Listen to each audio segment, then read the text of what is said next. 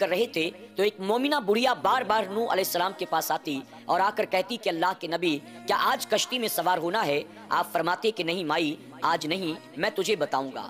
2-4 روز کے بعد پھر واپس آتی اور آ کر کہتی اے اللہ کے نبی کیا آج کشتی میں سوار ہونا ہے؟ آپ فرماتے نہیں مائی آج بھی نہیں، میں تجھے بتاؤں گا۔ وہ بار بار آتی جاتی رہی۔ اس پر نوح علیہ السلام نے فرمایا کہ مائی تو پریشان نہ ہو، جب اللہ کا عذاب آنے والا ہوگا، جب میں کشتی میں لوگوں کو سوار کرنے لگوں گا تو اس وقت تجھے اطلاع کر دی جائے گی، میں تجھے بلا لوں گا، اس وقت تو چلی آنا۔ نوح علیہ السلام نے اس سے وعدہ فرما لیا، وہ بڑھیا چلی گئی۔ یہاں تک کہ اللہ تبارک تعالیٰ کا حکم آیا، نوح علیہ السلام نے اپنے تمام کلمہ پڑھنے والے امتیوں کو کشتی میں سوار کر لیا۔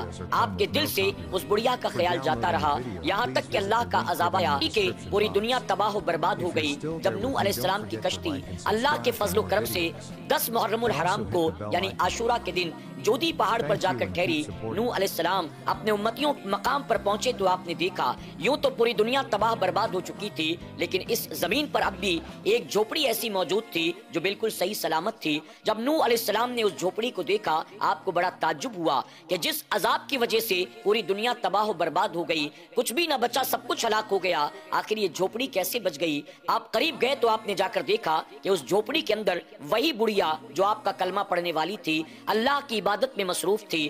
آپ نے اسے دیکھا تو آپ کو بڑا تعجب ہوا، آپ نے سلام کیا، بڑھیا نے سلام کا جواب دیا اور عرض کرتی ہے اے اللہ کے نبی کیا اللہ کا عذاب آنے والا ہے؟ کیا آپ مجھے بلانے کے لیے آئی ہیں؟ تو نوح علیہ السلام فرماتے ہیں مائی اللہ کا عذاب آیا، چلا بھی گیا، میں حیران ہوں دیکھ کر، کیا تجھے اللہ کے عذاب کی خبر تک نہ ہوئی؟ وہ بڑھیا کہتی ہے قسم اس ذات کی جس نے آپ کو حق نبی بنا کر بھیجا ہے، اللہ کا عذاب کب آیا کب گیا مجھے خبر ہی نہیں، مجھے تو بس اتنا پتا ہے چند روز پہلے بجلی کڑکی تھی اور کچھ پانی کی فہار پڑی تھی، علاوہ اس کے عذاب کب آیا میں تو اللہ کی عبادت میں مصروف تھی، مجھے خبر ہی نہ ہوئی۔ اللہ اکبر۔ نوح علیہ السلام جب سنتے ہیں تو حیران رہ جاتے ہیں۔ ناظرین اکرام، واقعی حیرت کی بات تھی، وہ عذاب جس عذاب میں نوح علیہ السلام کا اپنا نافرمان و کافر بیٹا خود بچ نہ سکا، اللہ نے ایسے عذاب میں اس عبادت گزار نیک اور مومنہ بڑھیا کی حفاظت